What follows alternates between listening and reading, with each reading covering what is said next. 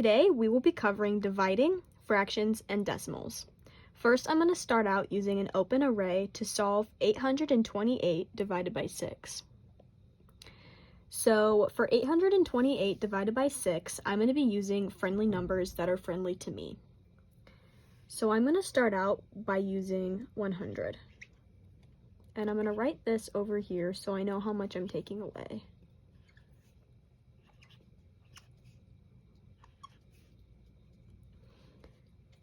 So 6 times 100 is 600. So that means I'm taking away 600 from 828. So right now I'm left with 228. So I need to get this number and bring it down even more. My next friendly number that I will be using is 20. Because I know that 20 times 6 is 120. So that means that I have 108 left from the 828 that we originally had.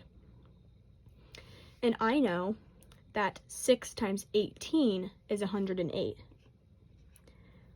So that means we do not have a remainder. And we know that our answer, if we add these up, is 138. And if we add these numbers up, we get the 828 that we initially started with. Now we are going to be doing the scaffolding method. So essentially, I'm going to be using the same friendly numbers that I used in my open array. So we know that I used 600 to start out with because I did 6 times my friendly number of 100. And then we're going to subtract that to get what we need to do next, which we get 228. And my next friendly number was 20. And I know that 20 times 6 is 120. And I get a remainder of 108. And the next friendly number that I used was 18, because I know that 18 times 6 is 108, and I'm left with no remainder. So if I add all of these up, I will get my answer of 138. Now we are going to be doing our standard algorithm of division. So first we have to ask ourselves, how many times can 6 go into 8? And I know that 6 goes into 8 one time. So that means I'm going to subtract 6 times 1, so 6, from the 8, and I get 2. And then we're going to bring down that 2. And now we ask ourselves, how many times can 6 go into 22? And I know that 6 times 3 is 18, and 6 times 4 is 24. So that means 6 can only go into 22 3 times because 6 times 4 goes over the 22 amount. And so I get 18 right here, and I subtract those. So 2 minus 8, I can't do that, so I need to go to this 2 and borrow 1, and I put that in front of there. So I get 12 minus 8, and that equals 4, and 1 minus 1 is 0. And now I'm going to bring down this 8, and now I have 48. So how many times does 6 go into 48? I know that 6 times 8 is 48. I remember that by saying 6 and 8 went on a date and came back 48. So that tells me that I have 0 left over and that my answer is 138. All right, and now looking at this visual, 138 is our answer. And the question is, what does the 3 stand for in terms of the 6 groups? So I know that 1 is in the hundreds place, the 3 is in the tens place, and 8 is in the ones place. And I know that 138 is being divided into 6 equal groups. So that 3 means that in each group, I know that there's going to be at least 30 items in the group. Now I know that total in each group there's 138 items in each group, but that 3 tells me that there's at least 30. All right, so this next question is, Andrew bought a bag of cookies. He ate 1/3 of the cookies in the bag. The cookies shown here are the cookies that Andrew had left. So I went ahead and separated these into two even groups. So I know that this group has 6 cookies and this group has 6 cookies because total there's 12 cookies left. So I know that since I have groups right here, I need to add one more group because it says that he ate 1/3 of the bag. So I need to add 6 more cookies.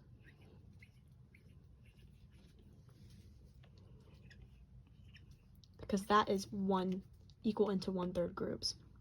So there's 3 right here, which makes one bag of cookies. So how many cookies were in the whole bag? 6 times 3 is 18. There's 18 cookies in the whole bag.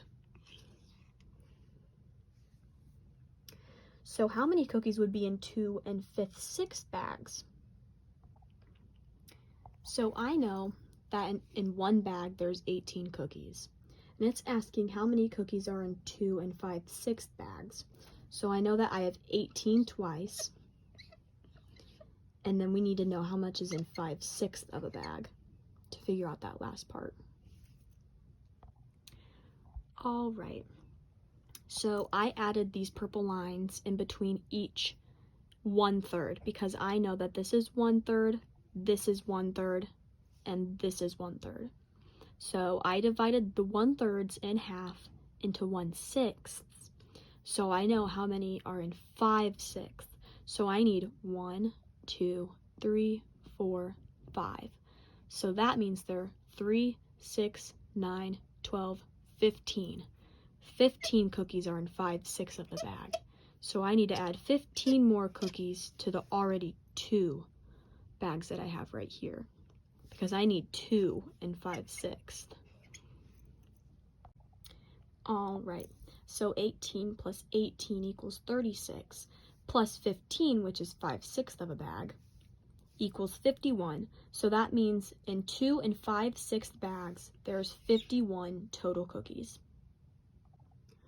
So now a student is subtracting 2 2/5 minus 1 3/5. The student says, I can borrow 1 from the 2 and give it to the 2 2/5 to make it 12/5, and now I can subtract. This student is incorrect because if we're doing it their method, that would mean this is now 12/5. But shown in the regrouping method, if we regroup this, so we are separating it into a 1 and a 1, so each one equals 5/5 because we're doing it out of fifths. So we need to regroup it and add 5 to this 2/5. So we take away 1 from here because we're regrouping one of them, and we add 5 to that 2. So now we have 1 7/5 minus 1 3/5, and that equals 4/5. All right, so now we're given the decimal 2.03, and it asks us what the base 10 blocks would equal to represent 2.03. So I have 3 units, and we can see that 3 is in the hundredths place. So that means each unit is worth 100th. And if we had if we had a number in place for the tenths, then that would equal a long, but we do not have any longs. So the flats, we can see there's 2 here and there's 2 in the ones place, so we know that a flat represents a 1. And if we had a carton, the next spot over from the ones would be the tens place. So we know that a unit equals 100th, a long equals 10th, a flat equals ones, and the carton equals tens. All right, and using this as my go-to, so if I were to need to make the decimal 40.2 using base 10 blocks, I would need 4 cartons because the 4 is in the tens place, and I know that the cartons equal the tens place. And I would need 2 longs because the 2 is in the tenths place. So that I would need 4 cartons and 2 longs to equal 40.2. And that sums up my math video. Thank you.